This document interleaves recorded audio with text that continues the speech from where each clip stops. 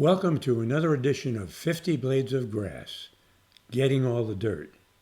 Today we're going to be talking about how you, the golf member, can contribute and help improving the quality and appearance of our course. I've invited two experts, John Martin and Mark Naylor, to address some of these issues. So let's begin. Okay, thank you very much, both of you gentlemen, for joining us. And I'm sure that the golf members would be interested in hearing your thoughts. We've been talking a lot about ball marks, divots, and some other things that affect the appearance of the club. And to accomplish this, we really wanted to get the top people in from both perspectives comment on that. And it's great to have Mark available and also John.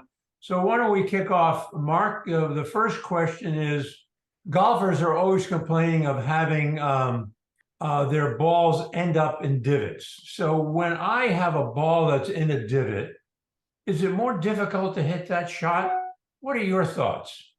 Absolutely, it's difficult to hit that shot. I mean, if you especially you get into a divot that hasn't been seated in, the ball's sitting lower in the ground. You have to change the way you're going to attack the ball, the way the club interacts with the golf ball. There's a lot of different things that happen playing out of a divot. That's not fun.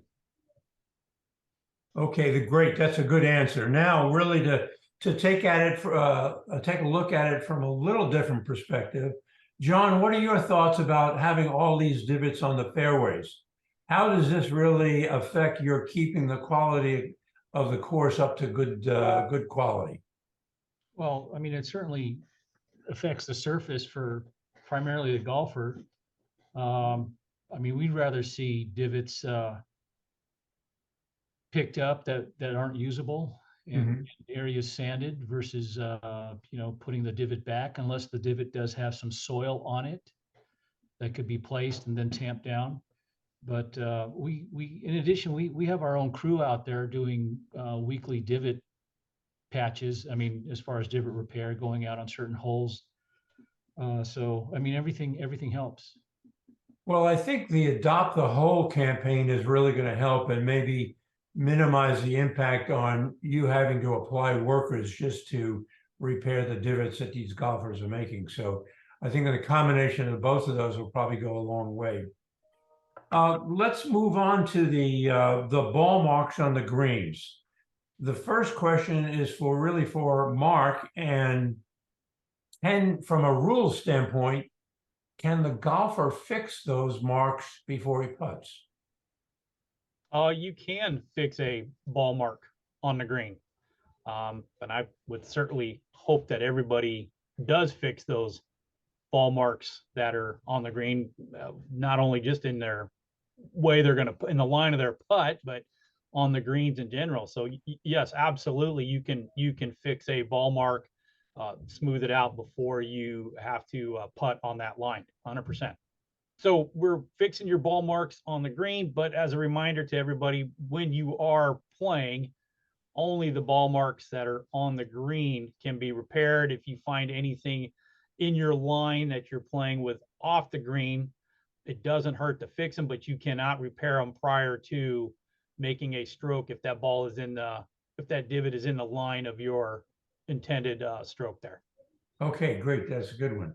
Now, John, from your perspective, what is the correct way for the golfers to repair these ball marks? You know, Jim, the USGA.org has a great series of videos on ball mark repair.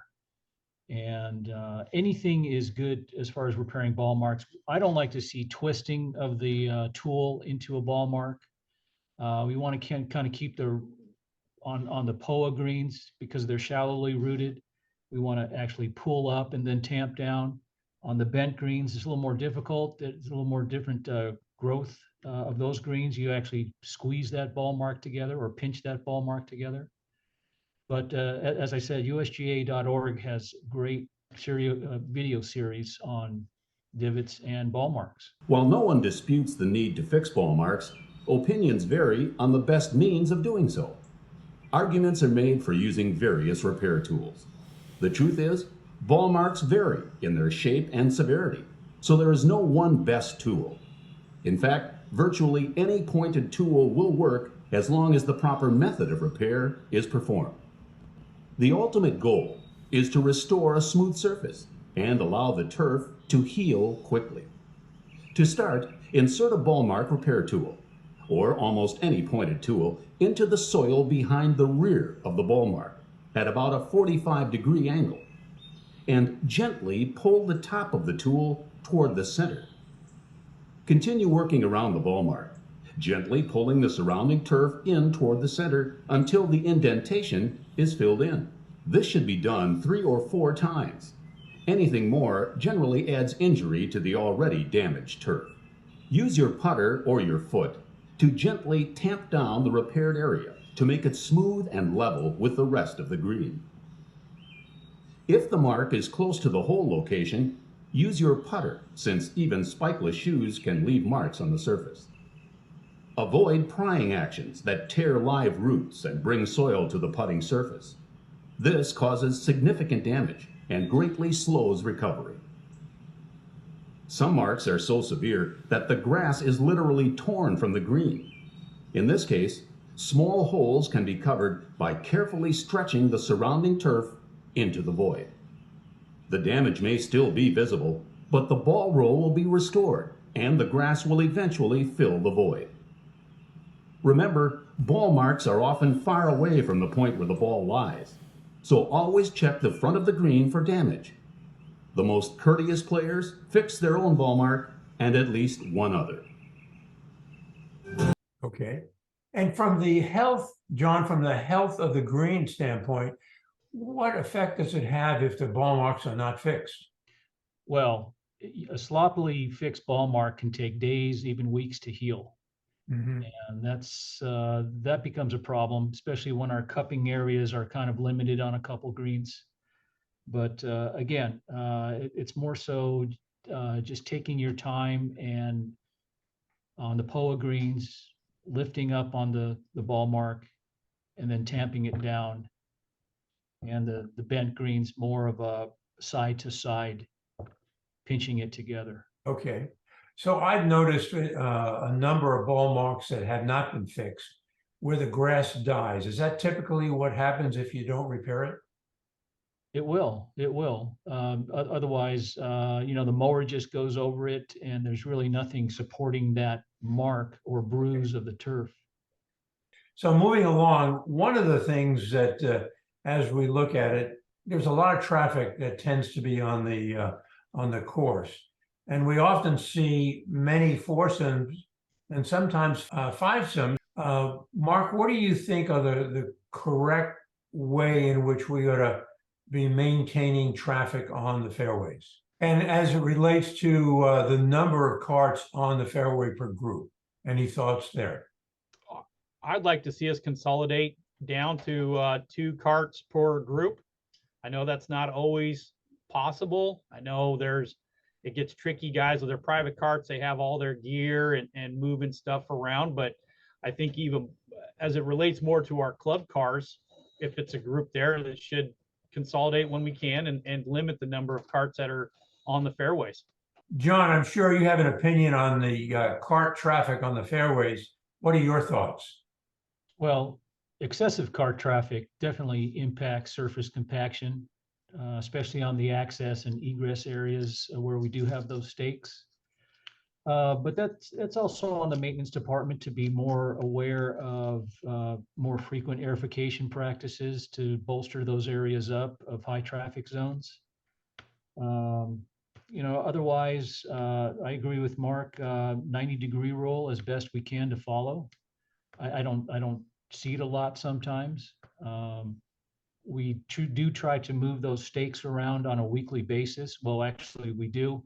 They're not far away from each for the previous spot was, only for the fact that there's very limited areas to put it. We don't want to put a red stake all the way out there, 50 yards from the normal entry area and then too far away from the green as well. moving along now, the purpose of the rough is to make the shot a little bit more difficult because the grass is higher.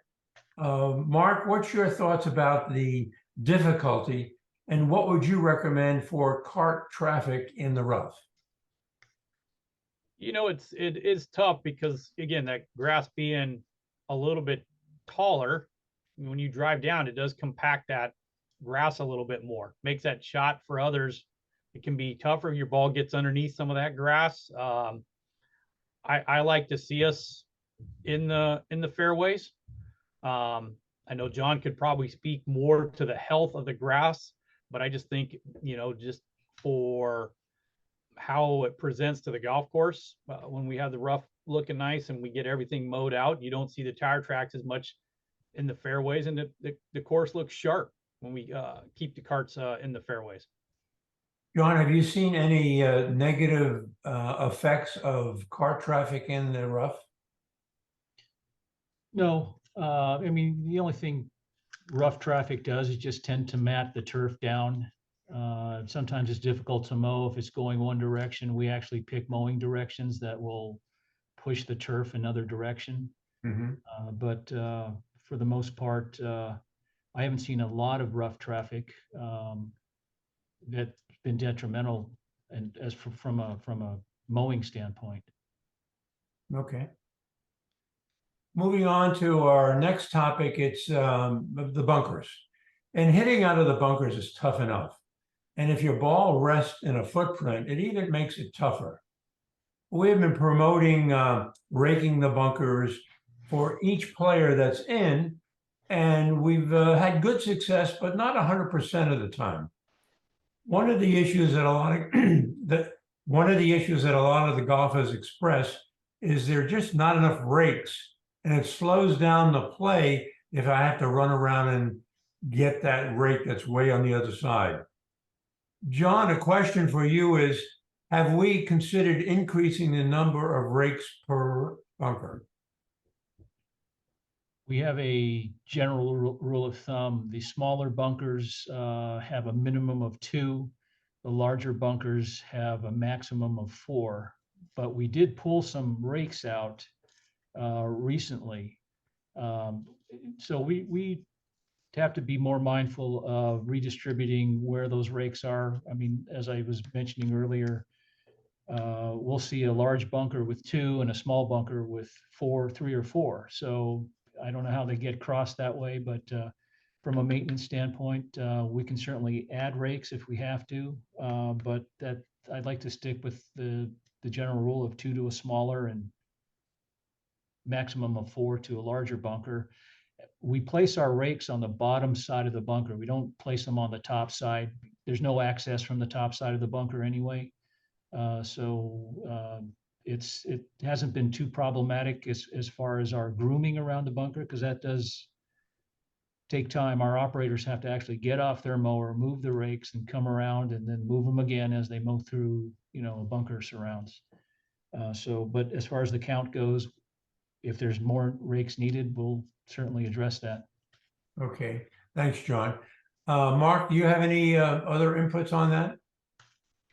No, I think John is spot on with where the rakes need to be out there. I think as with fixing ball marks and divots, we can all maybe be a little bit more with the bunkers. I know that gets sometimes a little bit with a bigger bunker to say another footprint and have to go around and do it. Yeah, it would be nice, but I understand people are mindful of pace of play. I would just maybe recommend throwing out there for someone to think about when you're entering a bunker, make sure you enter on the low area, not in the top, because I've seen some footprints, especially around the greens, on the top of the bunkers on the green side right there, and it leaves that big fat footprint on the top, and that can be avoided if we just make sure we're coming into the bunkers on the low area and just be diligent about raking up after yourselves. Well, you know, that's a good point, because if you're entering on the high side and assuming you're going to repair it, it takes a lot of time to do that. So that has an impact on the pace of play as well. But I think some real good thoughts, and good, John. I'm glad that you're going to take a look to see if maybe a few more rakes might help out. And lastly, I'd like to talk about pace of play. And I know we look at pace of play, but what is really a comfortable level? Mark, what do you suggest? What are your thoughts, one, about improving pace of play, and what do you think is a good pace that we should strive for? I think a good pace for our course out here would be 4 hours, 15 minutes or less. I think that's very doable. It doesn't require people to speed around the golf course. You know, if you're going to play faster, great. But 4:15 is comfortable. It can be done with foursomes. It can be done with fivesomes. Again, it's just being diligent on the golf course. Be aware of what's going on. Taking a couple clubs with you when you go to use your yardage. Don't take one club and then have to go back to the cart or swap out again. Ready golf is huge. I know a lot of people try and sit back and, oh, I got to wait. It's not my turn. Everybody's drilled in to wait your turn. Ready golf. When you're ready to go and clearly it's safe to do so, go ahead and play. It's amazing just some of the little things you can do that, you know, reduce the time it takes to play the golf course. Well, great, guys. Thanks for spending the time and enlightening our golfers and the golf membership. I hope they contribute a lot in helping to improve the course quality. Thanks again. Thanks, Jim. Thanks, Jim. Thanks, All Mark. right. Thanks for your time, guys. Now, don't forget to send me those questions. That makes this podcast go. So remember, send them to this email address right up here. Thanks again for your help. Or you can add your questions below in the comment field. And don't forget to give me some likes. And don't forget to subscribe to my YouTube channel by clicking below.